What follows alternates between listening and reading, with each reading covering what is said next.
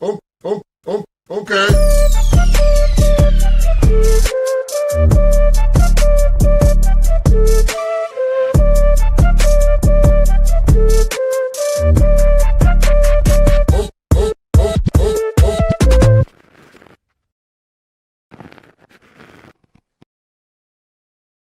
Well, good afternoon, everybody, and welcome to the Daily Herold here on Badlands Media. I'm your host, Jon Herold, and kind of happy Monday. I don't like saying happy Monday, but it is a good Monday. We may have peace on the horizon, but maybe not. There's conflicting reports. We're going to talk about that.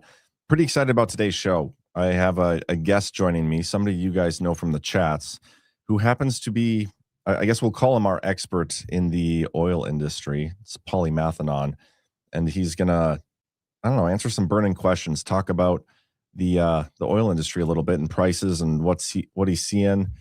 Talk a little drill, baby drill, and we'll just kind of see where the conversation goes. So, how was everybody's weekend? I see the chat's filling up, all the regulars in there. Awesome. Still Monday morning on the West Coast. So, good morning to you guys too. How about this? Let's get a quick word from our sponsor. I have a couple clips to show you, and then we'll bring polymathanon right on.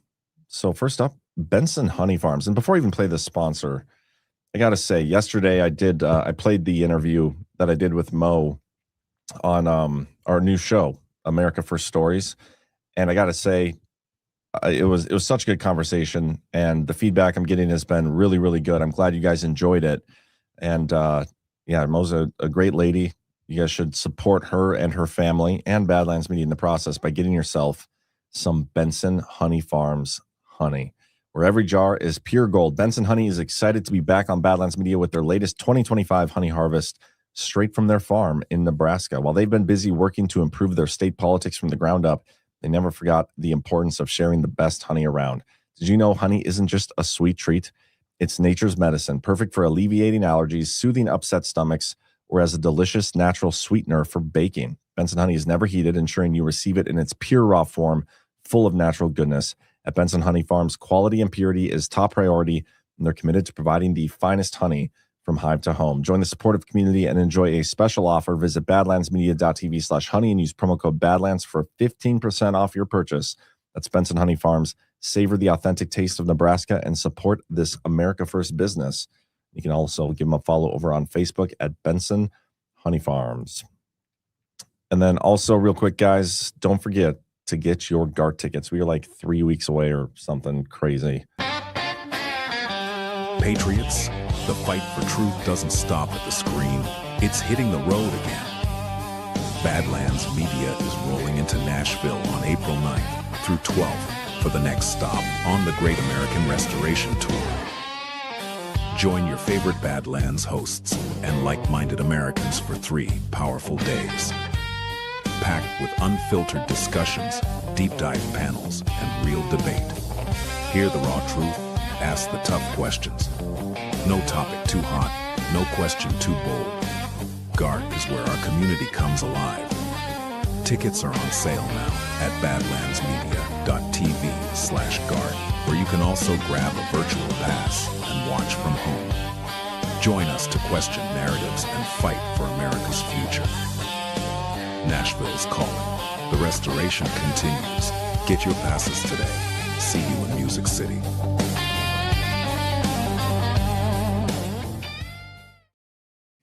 All right. And it's not 3 weeks. It's about 15, 16 days. So very exciting stuff. Get your ticket, whether that's in person or virtual. And Cece, remind me to respond to Miss Bright so that I can we can get the individual single day tickets out. We'll get that going here hopefully today. Real quick, no update on the Doge website. Gold and silver have like basically tanked. Gold is down to $4,400. Silver is at just under $70. And then Bitcoin, we are at 70,650. No update on the presidential website. And then I have one clip to show you guys from this weekend. So if you watch the Saturday Power Hour, we talked about a lot of things, as we usually do. And I don't like to say that, you know, a lot of people in the community they look at Trump's Truth Social posts or things he says and like, oh, that's a comm. Because I said that previously. That's a comm. That's a hat tip or whatever. And it's fun to do that. We've had these, conversations in our private chats so many times. Like, hey, we were just talking about sharks last week, and this week Trump said something about a sharks. And so this is definitely a comm, a hat tip. He's watching us. I don't personally like to think that. I never assume or think that anything's a comm, but I thought this was a funny little video because on Saturday we talked about the discombobulator and how we hadn't had that yet since the Iran war started. No mention of it. And then Chris also mentioned the word mutilization, and we got both of those things from Trump the very next day. So coincidence for sure. Funny. Love it. I'm gonna play this clip real quick. Well, hold on. He keeps messing up. He keeps messing up another thing too, which is when he makes the post about the Save America Act. He's been writing mutilization instead of mutilation. Yeah, Really? there's like 2 or 3 times now. Mutilization, and he'll go back and forth between mutilization and mutilation. Yeah, maybe he hasn't mentioned the discombobulator one single time either so far this Messed conference. up. Yeah, I hope. Disappointing. Yeah, maybe we'll never hear about it again. I don't know. That'd be sad. Maybe we flew a little too close to the sun with the discombobulator. Maybe. The next day. But that's an ongoing process. They're meeting today again. But we must fund TSA now. He's been writing mutilization instead of mutilation. Yeah. Well, hold on. Yeah, so we got both of those the very next day. Thought it was funny. Had to share it. Probably the biggest news from today is this True Social post and a couple clips of Trump talking about the Iran war. He says, I am pleased to report that the United States of America and the country of Iran have had, over the last 2 days, very good and productive conversations regarding a complete and total resolution of our hostilities in the Middle East. Based on the tenor and tone of these in-depth, detailed, and constructive conversations, which will continue throughout the week, I've instructed the Department of War to postpone any and all military strikes against Iranian power plants and energy infrastructure for a 5-day period, subject to the success of the ongoing meetings and discussions. Thank you for your attention to this matter, President Donald J. Trump. Now, over the weekend, Trump gave a 48-hour deadline to Iran, saying, like, we're going to bomb all your energy infrastructure. And then he puts out this True Social post. It was contradicted by Iran. Iran has denied that they're in talks. Somebody's walking out in the front yard. They've denied the talks after he postponed the strikes. And then he was on the tarmac this morning, Trump, and he said a couple interesting things. So here's number one. Let's play this. Speaking with Mr. President, a top person. Don't forget, we've wiped out the leadership phase 1, phase 2, and largely phase 3. But we're dealing with the man who I believe is the most respected and the leader. It's a little tough. We've wiped out everybody. Is that the Supreme Leader? No, not the Supreme Leader. We don't. Well, nobody heard of the second Supreme Leader, the Son. Nobody. We have not heard from the Son. Every once in a while, you see a statement made, but we haven't. We don't know if he's living. But the people that seem to be running it, and they seem that based on really fact, because things they've said have taken place. Mr. President, Again, Mr. President, I know you deployed. Because I don't want him to be killed. Okay, I don't want him to be killed. Mr. President, you deployed. Nobody wants to be that. Nobody wants that job, right? So this is very interesting. He's saying that there's some sort of peace agreement or ceasefire that's been negotiated. I had a buddy of mine send me a message. He's in the financial world, and he's like, "This is totally fake. It's not gonna. There's no way the ceasefire holds." And we've already had stories of Israel sending bombs in. So, and we're going to talk about Israel here in a second, in the next clip. But what he says here is, we're not going to tell you who we're negotiating with. And he makes it seem like it's not Khamenei's son, but he says he doesn't want to disclose it because he doesn't want that person to be killed. That is interesting, because if Trump has negotiated a ceasefire, the United States has, we're not going to be the ones to kill that person. It really leaves two two possibilities, okay? Either Iran, and maybe it's a good twin, evil twin situation in Iran, totally plausible. Maybe Khamenei's side is the evil twin and they're going to kill this guy because he's negotiating some sort of peace. That's possible. The other possibility, which is probably more, I would say more interesting, just in terms of the fallout, would it be Israel? And whether or not Israel is like in line with the Trump administration, all the talk about whether or not Israel got us into this war. And I mean, that whole situation is, we've certainly not seen the conclusion to those theatrics, whatever. But is that why he doesn't want to announce who it is? Even though we got some story from some news outlet claiming to know who it is, whether it's true or not, I don't know. But this question is followed up by this right here, asked if Israel will abide by the agreement. If these talks go well and you reach a ceasefire agreement with Iran, do you believe Israel would abide by that agreement? I think Israel will be very happy with what we have. We just spoke to Israel a little while ago. I think they'll be very happy. This will be peace for Israel, long-term peace, guaranteed peace. If this happens, and I can't guarantee it, but I think it's going to. My life is a deal. That's all I do is deals my whole life. I think this is something that's going to happen. And why wouldn't it happen? So tomorrow morning, sometime, their time, we were expected to blow up their largest electric generating plants that cost over $10 billion to build. It's a very good one. There was no dearth of money. And one shot, it's gone. It collapses. Why would they want that? So they called. I didn't call. They called. They want to make a deal.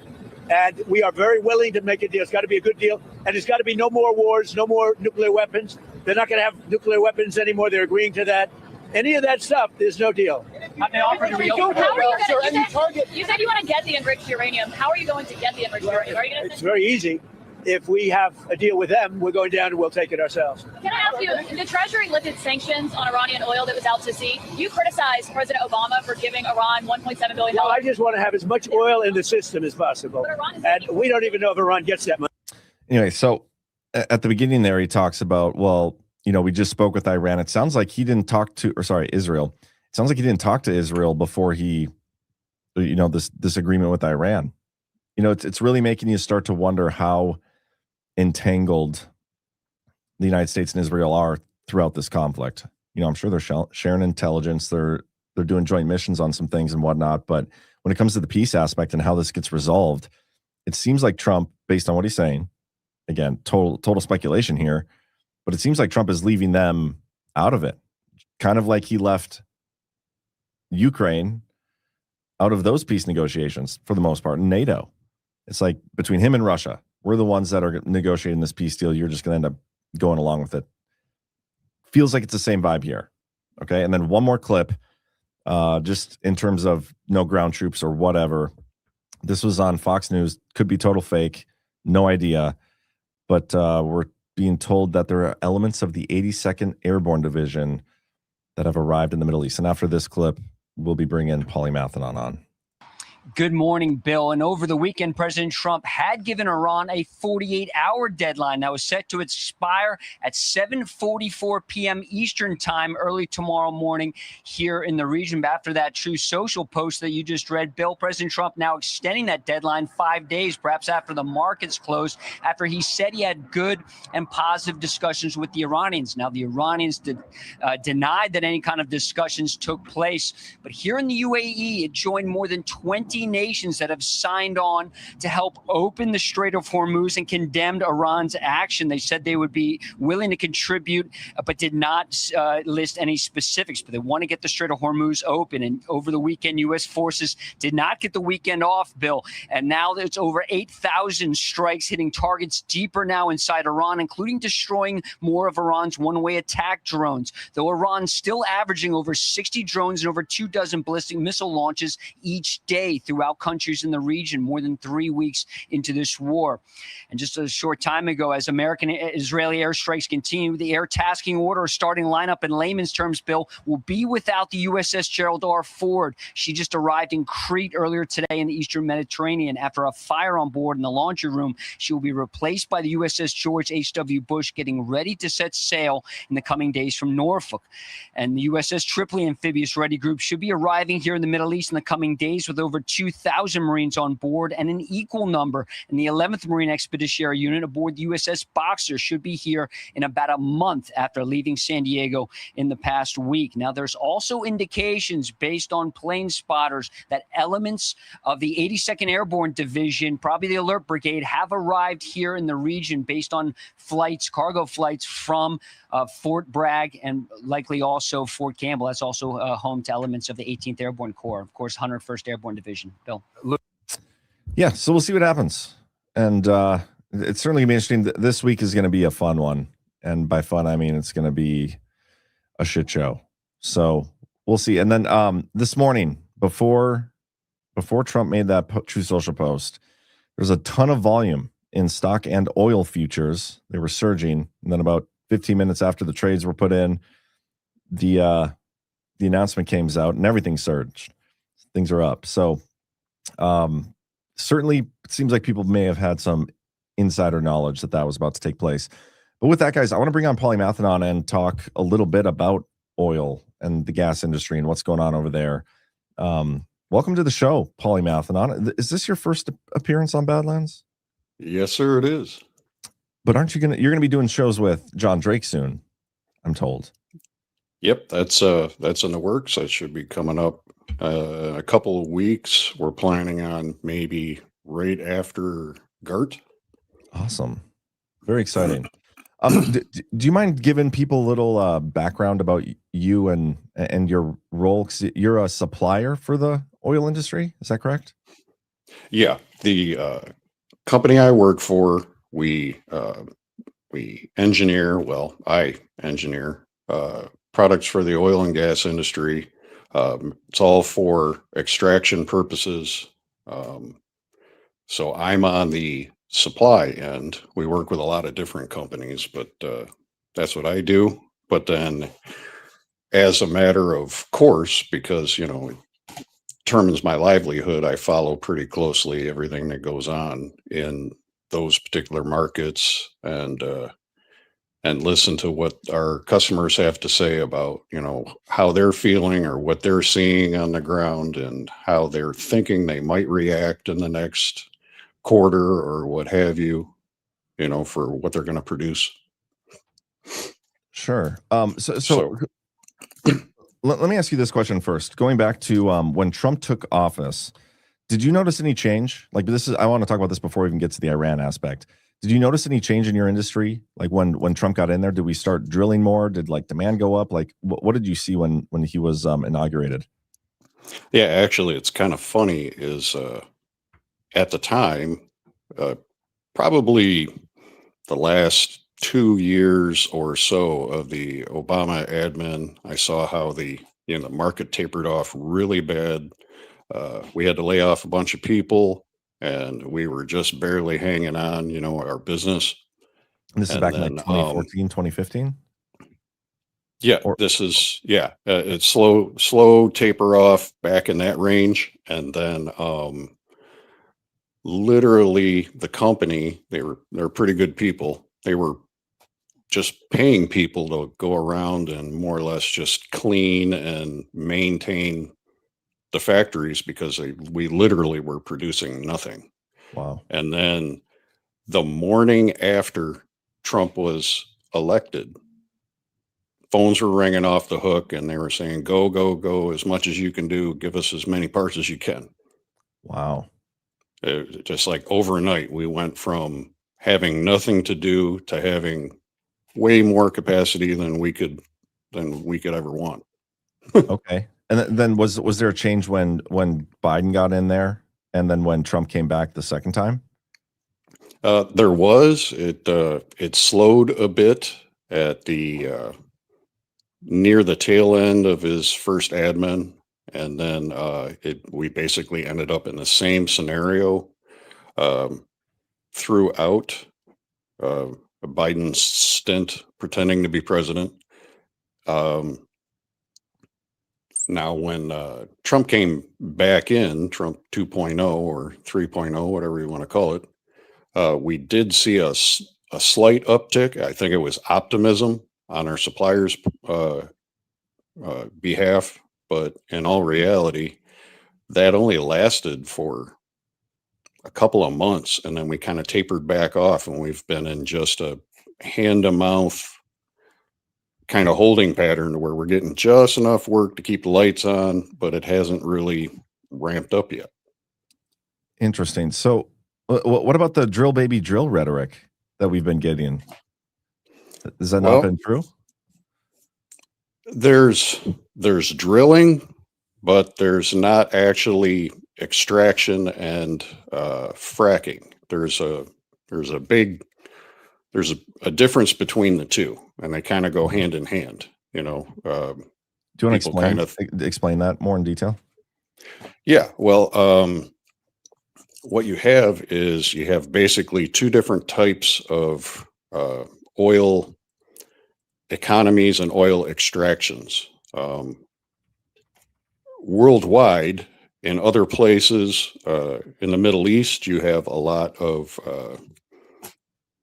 you have light crude oils that are mostly sour, as they're called, and you have real heavy crude, like what you would have in Venezuela, for instance.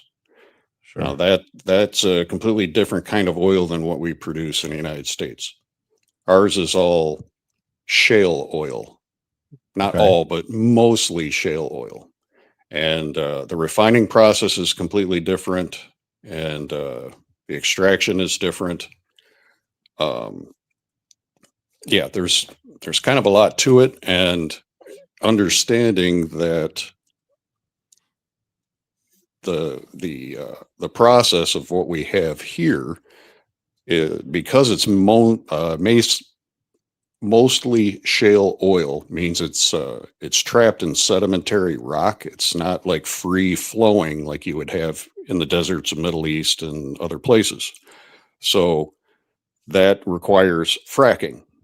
So you have the initial process where they would set it up to set up a well, where you would drill for the well, encase it, and the processes that go through that. But that's the cheap and easy part. Sure. They might do that for, basic site preparation, but then in order to actually get the oil out, well, now you have to start fracking, and that's the expensive part. It requires a lot of labor. You have regulatory issues with the EPA and getting lease contracts and all these various things that they need to do in order to get it flowing. Plus, basically, they have, their break-even analysis that's going to vary from place to place. But if it doesn't get above a certain price per barrel of oil, they'll actually lose money to get it out of the ground. Wow. Okay, so let's fast forward then to the Iran conflict. What are you seeing now? Like, have the phones been ringing off the hooks? Have we been starting to drill and actually frack and pump the oil out? What do you see unfolding with this entire thing? Well, what I've been seeing with our suppliers, and this is just really in the last, since it all kicked off in Iran and the stuff that's going on there, is in the last 2-3 weeks now, we're getting some phone calls, and they're ordering site preparation things to put on their shelves, but they're not actually really doing anything with it. They're because inventory that's sitting on the shelf, that's money to them. That they're spending money and they're not doing anything with it, so they let their stock deplete down to bare bones. Well, now they're starting to put stuff on the shelves in anticipation of starting to get fracking again and getting the oil out, but they really haven't hit the switch on that yet. And I think a lot of it is just there's so much uncertainty going on with what's going on over there, whatever might be going on with Venezuela and everything that they did, with supposedly bringing over millions of gallons of that oil. Yeah. But it's not really doing much here. What I do know is the markets and how they go, from what has been explained to me. because it's a whole different process within the United States, we have basically all light, sweet crude oil, Yeah. which means it's easy, or I should say it's desirable on the market to sell, because it would take a lot of refining and a lot of processes to get it to that point for the end user, other countries that would want to use it. Yeah. That's really good for basically for gasoline. Then you have other types of oil, the heavy crude and whatever, that requires a lot more refining. And we have the infrastructure in the United States to do the refining mainly of heavy oil, but not Venezuela. the sweet stuff. Yeah, like the stuff that comes from Venezuela. Sure. So as far as what's going on over there, it doesn't make a whole lot of sense for why all of a sudden gas prices would go up, particularly here. They're completely different markets. And we don't use really any of that oil. I mean, all of last year, I believe it was about 8% roughly of all the imports that we got from, of lighter crude oils from the Middle East and otherwise. It was almost entirely from Saudi Arabia, as would be expected, and Iraq. Obviously nothing from Iran because of sanctions and everything else. And we're set up here to actually refine the heavy oils. It's a kind of a win-win in the U.S. market to do it that way. We have the oil that we would want here, just it's trapped in the shale that we sell to everybody else at a premium. And then we have the ability here to refine the heavy, nasty shit that the other countries don't have the ability to do or can't do or whatever. So we import that in here, we refine it, and then use what we're going to use and sell it back to them. So interesting. So what you said there about it doesn't really make sense that our prices are going up. I mean, it seems like the oil companies, they manipulate the market when they can, and it's much easier for them to explode the price than it is to ever bring it down. But how much of this, like, why do you think they're raising the prices so drastically if there isn't necessarily a need to? Like, what do you think their mindset? Like, have you had any insight with that?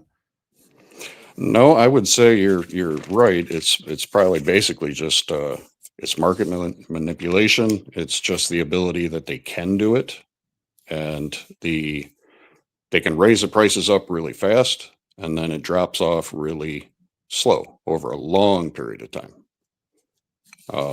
It's just basically, I don't know, because they can. Yeah. Okay. Do you anticipate, like, the drill baby drill, the fact that we haven't like necessarily started to drill more? Do you think the gas and oil companies here in the United States are actually that concerned about how this conflict is going to resolve itself? Well, I guess it depends on the company. I've heard a couple different reactions to it, and depending on the mindset that they have, almost the companies that I do work with, they're all kind of Texas good old boys, so to speak. Sure. And the one company, they're very pragmatic, and they're wanting to see what's going on, and I don't know, it's how to describe them. They're kind of bookworm types, and looking at these things, whereas the other guy seems like he's just like a warmongering neocon type. I mean, he literally on the phone said, it's not drill baby drill, it's bomb baby bomb. And I was like, really? That is interesting. Because he thinks that's gonna help move the market. It's because he wants the higher prices. Short-sighted. That's wild. Anything else that you want to mention or think that would be worthwhile for the audience to pay attention to? Any like closing thoughts? Well, as far as on the markets, which again is because I'm an engineer and I make the parts, I don't know as much about the economy side of things. I do Yeah. understand how the oil is extracted, the whole process, and uh, why it is maybe that we're not drilling yet because of the cost of all those things. I do find it. I found it interesting that in late 2025 that some of the things that were going on to me almost seemed like kind of signal in a sovereign alliance kind of way, Can you explain that? because at the time we had basically an oil glut. We had worldwide a huge amount of oil buildup in certain particular areas that I found interesting. Like, for instance, it was back in 2016 that Russia became part of OPEC Plus, and now OPEC historically had always been, it's a conglomeration of a lot of different Middle Eastern countries, Iraq, Iran, Saudi Arabia, Kuwait, what have you. Russia became part of that, and all of a sudden now they're producing just as many, roughly 10 million barrels a day, as Saudi Arabia was. But to me, what was interesting was not only that, but that both China as well as Russia and Saudi Arabia, those three in particular, all started stockpiling oil like crazy. And What year was this? 2025. Late 2025. Wow. Okay. Yep. And it went that way throughout the year. And it was interesting that in the beginning of the year, what China did,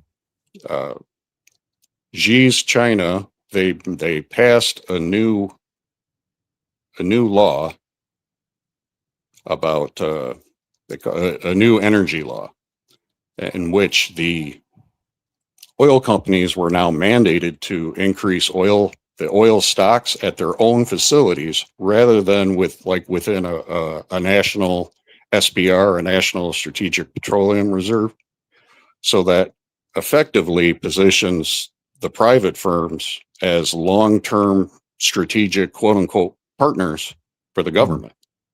At the same time, Saudi Arabia was doing it and Russia was doing it to the tune where any one of those, like for instance, the Saudis had built up enough where Aramco alone now has more reserves in the billions of barrels, like something like 70% of all of the OPEC plus country reserves combined.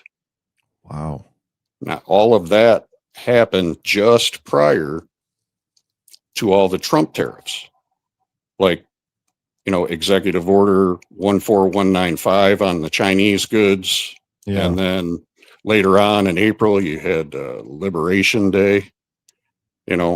Those changes by Xi's government, they could have been a hedge against what could have been significant impacts on the Chinese petrochemical plants, specifically the plastics and cheap goods that they produce, because they produce something like a third of all of those type of products in the world.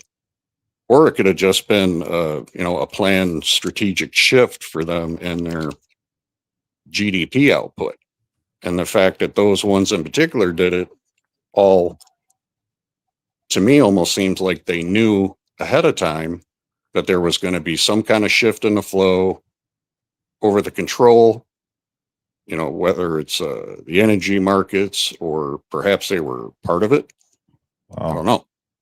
That's fascinating. I mean, that's what it would indicate to me as well, is they had some sort of foreknowledge that something like this was going to go down. So are we being misled about how much this is actually impacting China and some of these countries?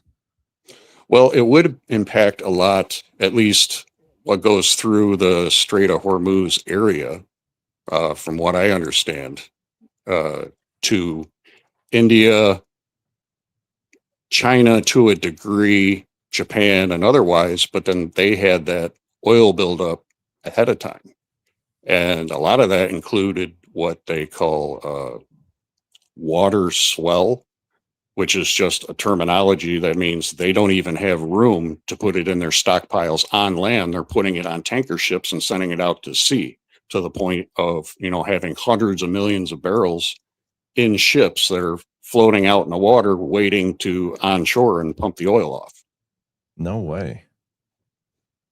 Are those the So- tankers that we're being told about that are in the middle of like the strait there now? Or these, you're saying like off the coast of China?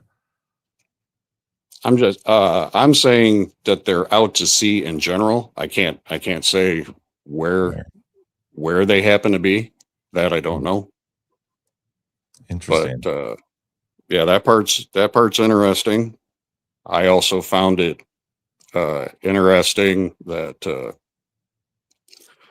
one of the companies that we do supply parts for, this company is called Liberty Energy. It was started in 2010.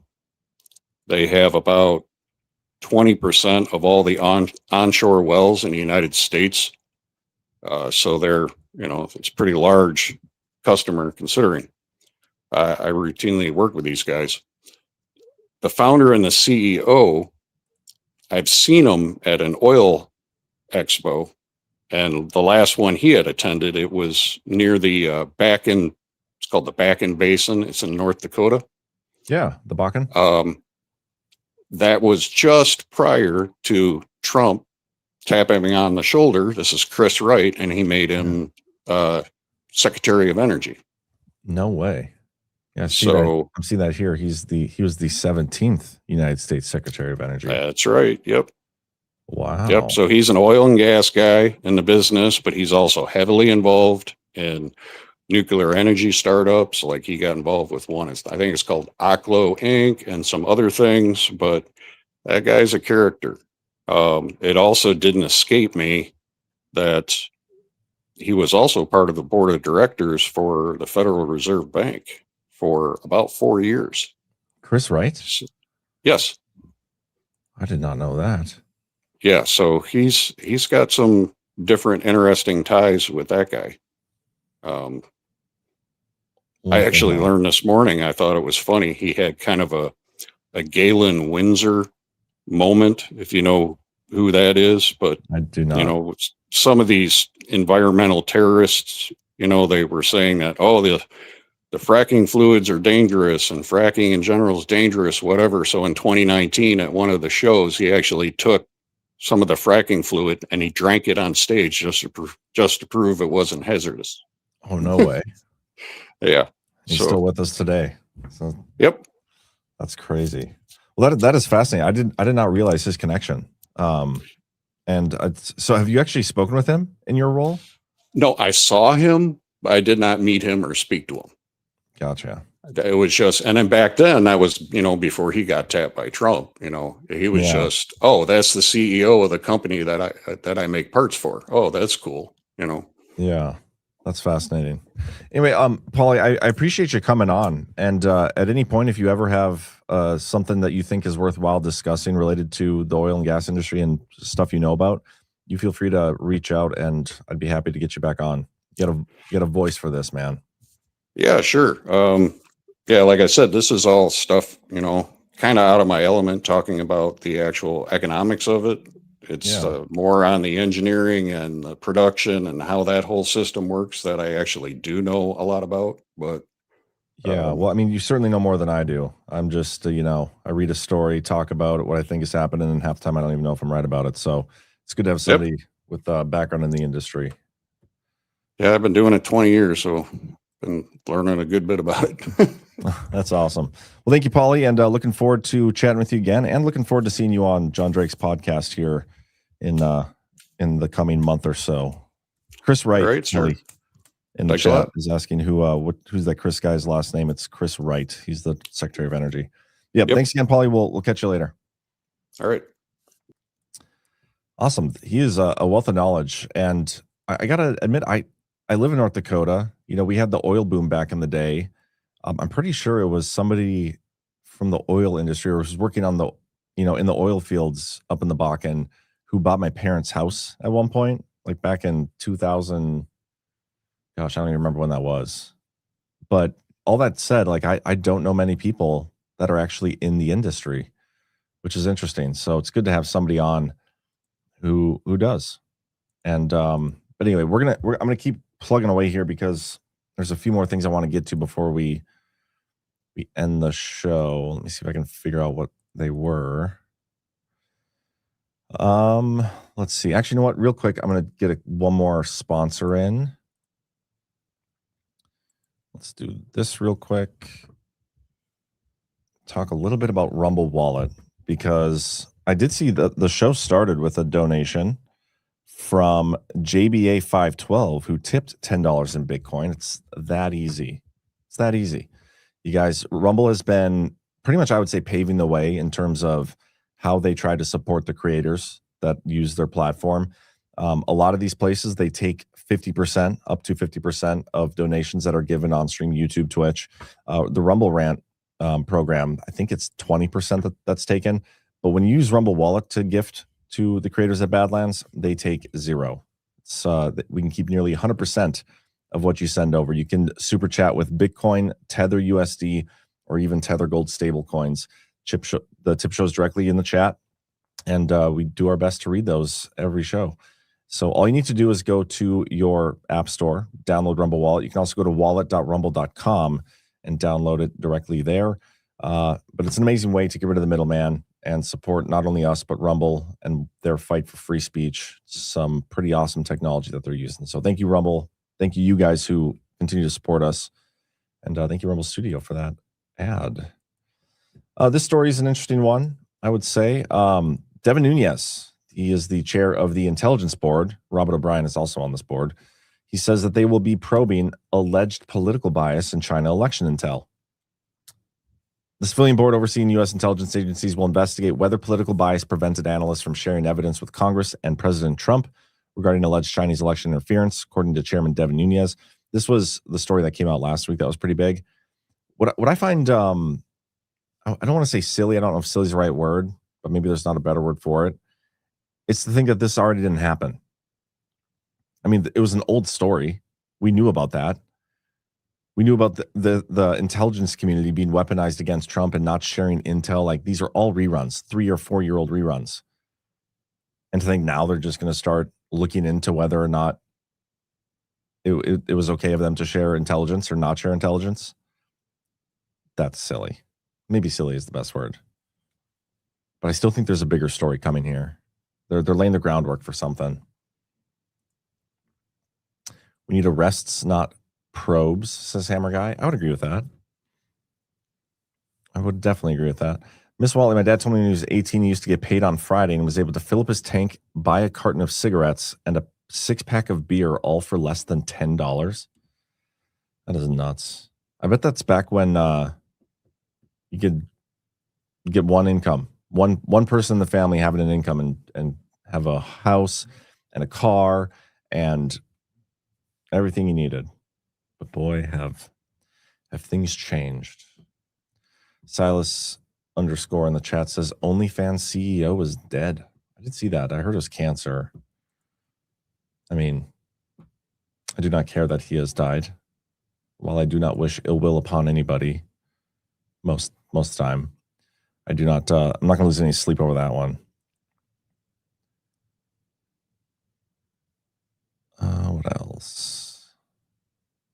Yes, Frederick Leathers, Badlands Boost. We also get everything except we keep out a little processing fee. I don't remember what it is. It's like 3% or 2.5% or something, but the rest gets paid out.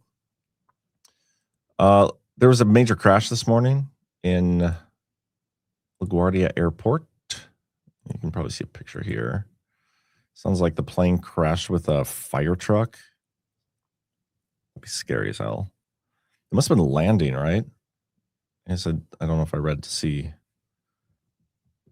whether they're landing or taking off, but either way, that's pretty sad. I think the pilots died. I don't know if I've heard of anybody else passing away, but very unfortunate.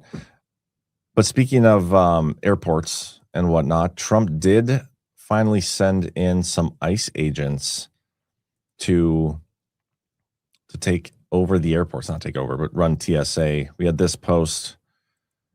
I am a big proponent of ICE wearing masks as they search for and are forced to deal with hardened criminals, many of whom were let into our country by sleepy Joe Biden and his wonderful border czar, Kamala. She never even went to the border. Though their absolutely insane open border policy, I would greatly appreciate, however, no masks when helping our country out of the Democrat-caused mess at the airports, etc. Thank you for your attention to this matter. There might be one more post where he... we'll do this one. I don't think we should make any deal with the crazy country destroying radical left Democrats unless and until they vote with Republicans to pass the Save America Act. It is far more important than anything else we are doing in the Senate, and that includes giving these same terrible people, the Dems, who are to blame for this mess, a $5 billion cut in ICE funding, which, by the way, we went over on Saturday. There was a story that came out. I might even have the link to it. If you give me a second. Yeah, I think this is this one. So we're going to compare and contrast this True Social post with this story from back in February. So I'll finish reading this real quick first.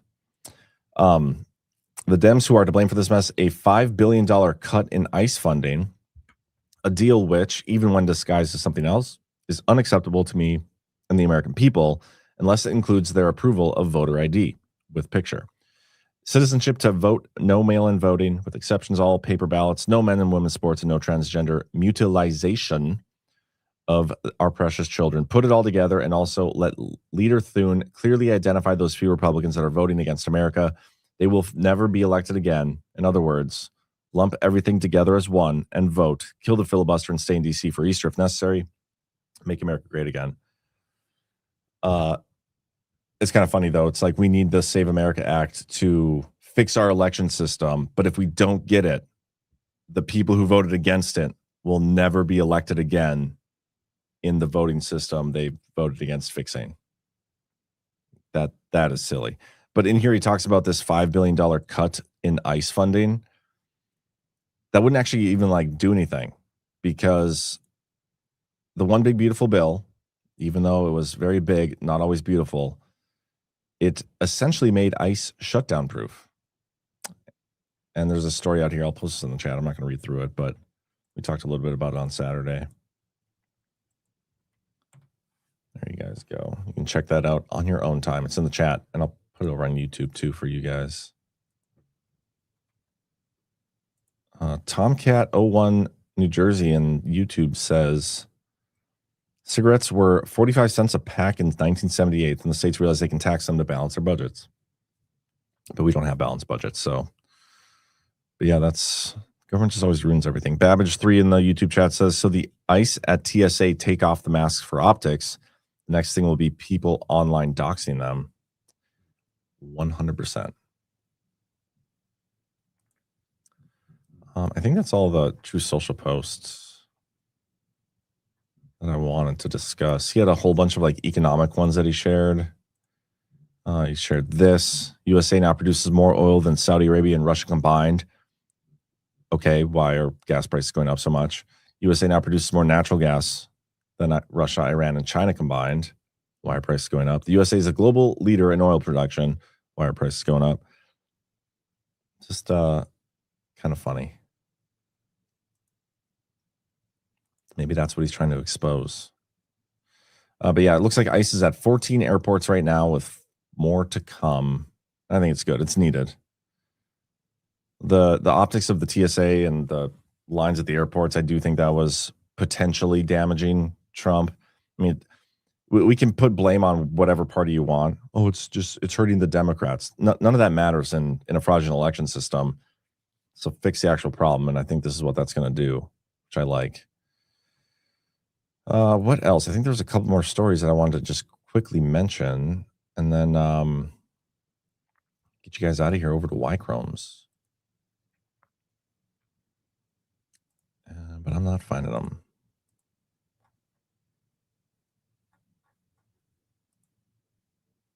Yeah, market surge. Yeah, maybe not. I think that's all I got. So unless anything you guys want to talk about. Beatrice Dick says, John, the current oil price reflects the fear, uncertainty, risk premium. It will compress once peace is credible. Yeah. And that's the thing. I mean, we have this True Social post from Trump saying, we're making peace. We have Israel still continuing to bomb. We don't know who necessarily they're actually talking to. We don't know how much of any of that is true. We know Trump is constantly hitting all sides of the narrative of every story. So I have no idea. No idea if it's an actual peace, if we're close, if we're going to get ground troops. Don't know.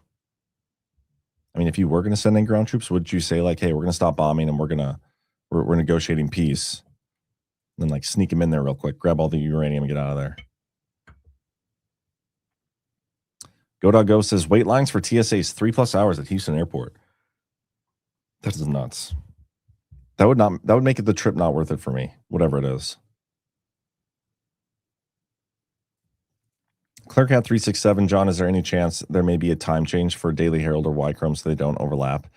Yeah, it's unfortunate, but when I started the Daily Herold, they were already doing Wychromes, and I wanted to find a time that I could do the same time every day that fit my schedule, whether I have my kids or not.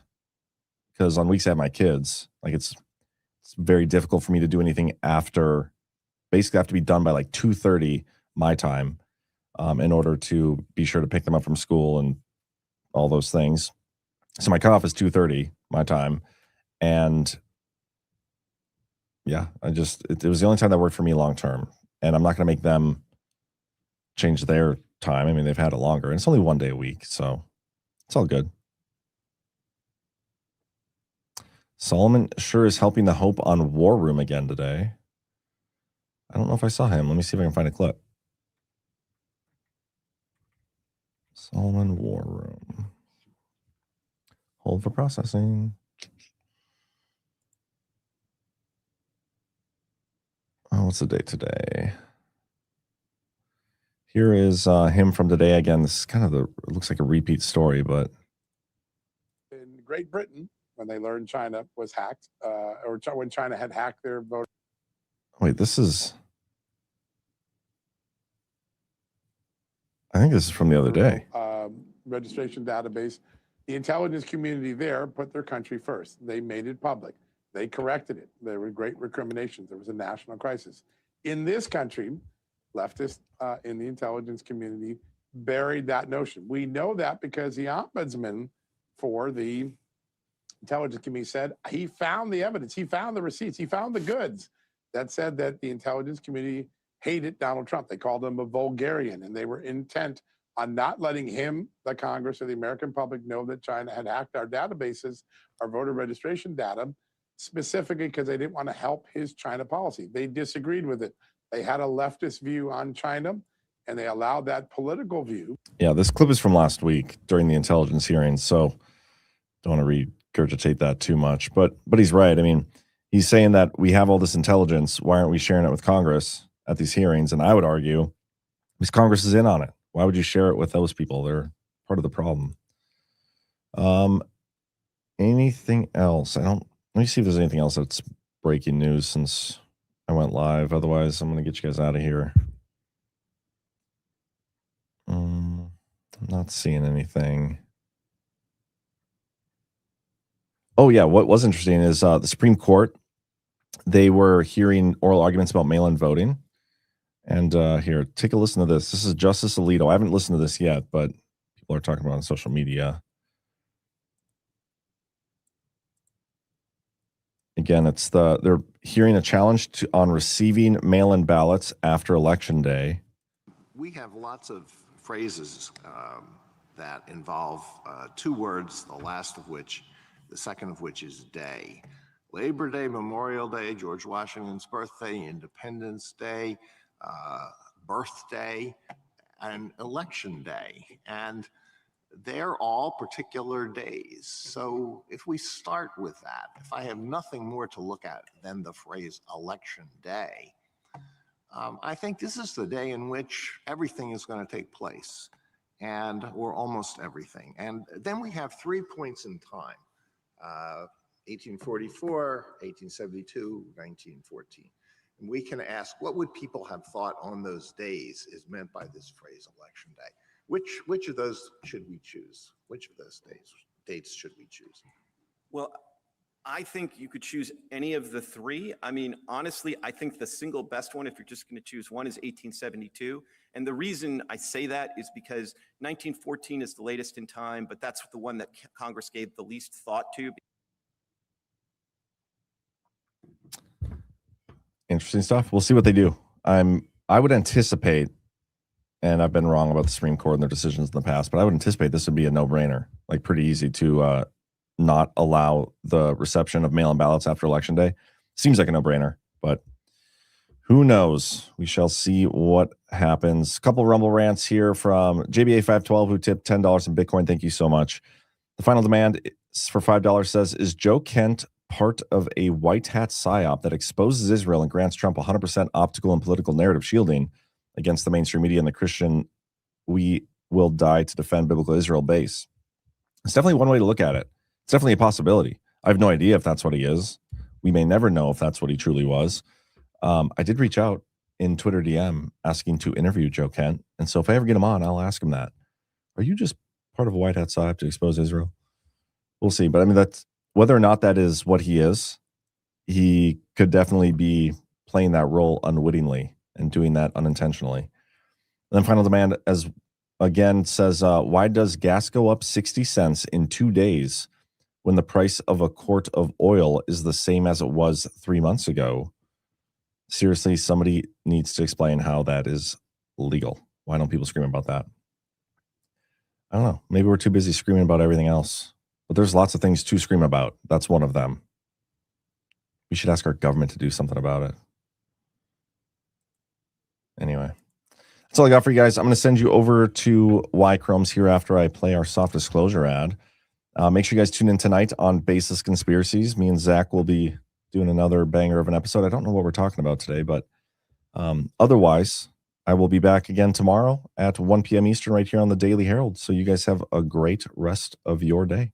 Get you some of that beard oil. Now that I'm alone, got the close-up. Do you see how awesome my beard looks right now? I use the beard oil every single day. First thing. Comes out feeling all silky smooth. I take the dropper and I manually apply the oil directly hair. to my mustache. Nice and, oh man, I love it. And then I do drops all throughout the hair, and then I just rub it all in. And then I top it off with the tallow stick on the face. Dude, I feel like I have to grow a beard just to try this beard oil. It sounds Do it, Jay. amazing. It's all from softdisclosure.com, and the best part about it is you will be supporting Badlands Media, Annie from Willow and Farms, and basically 3 of Annie's neighbors. So that's 5 total American companies that you'd be supporting with one purchase. I have been using the Soft Disclosure scentless beard oil every day after the shower. It looks unkempt, but it feels silky smooth. I want to look a little wild and unapproachable, but for the woman I trust, she'll be like, oh, it's actually kind of soft. He is approachable after all. Otherwise, stay away. And Soft Disclosure will help you too with that if that's the very specific vibe you're going for. That is very specific, yes. You guys are supporting American businesses when you do that. It's absolutely incredible, and you get a great, great product.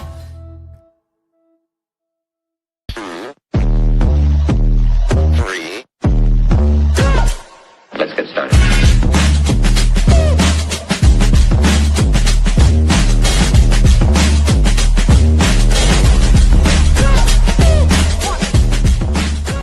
That's what she said.